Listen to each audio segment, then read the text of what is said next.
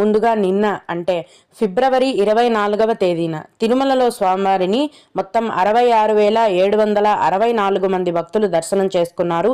అందులో స్వామివారికి మొత్తం 23,504 మంది భక్తులు తలనీలాలను సమర్పించారండి.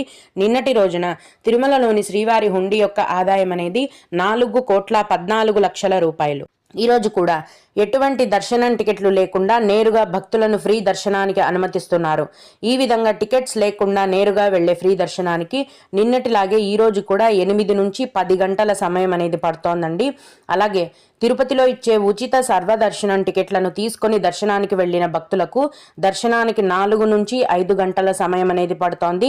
300 రూపాయల దర్శనం టికెట్లు కలిగి ఉన్న భక్తులకు మరియు 500 రూపాయల దర్శనం టికెట్లు కలిగి ఉన్న భక్తులకు దర్శనానికి 3 గంటల సమయం అనేది పడుతోంది. రోజులాగే ఈ రోజు కూడా చిన్న పిల్లల యొక్క సుపదం ఇన్ఫాంట్ దర్శనం అనేది ఉంది.